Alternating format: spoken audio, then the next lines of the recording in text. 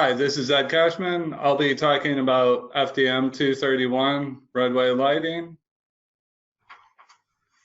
So looking at this first change in this section here, the wildlife conventional lighting, the following expansion was added to table 231.2.1, the lighting initial values. And this change is showing some specific values for the wildlife sensitive conventional lighting that differ a little bit from conventional lighting.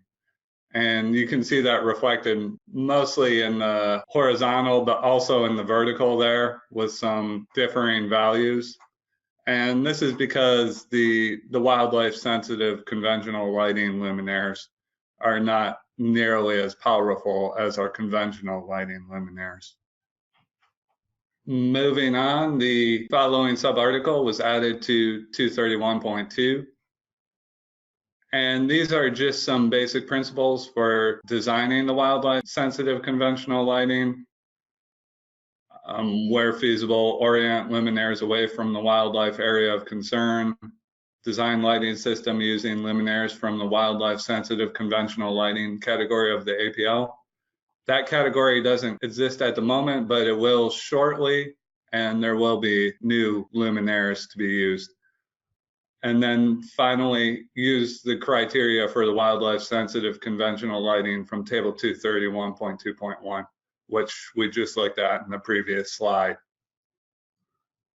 Unrelated to the wildlife sensitive conventional lighting, the following article was added into FDM 231, and this is the Lighting Design Analysis Report, or the LDAR. It's putting out some basic requirements for the report. This had previously been contained in the scope of services. However, it was somewhat unclear as to who it applied to, seeing as in-house design sections don't typically use the scope of services. So it has been added to the FDM. Most of the requirements are the same as what had previously been in the scope of services. And that is it for FDM 231. If you have any questions, please feel free to contact me.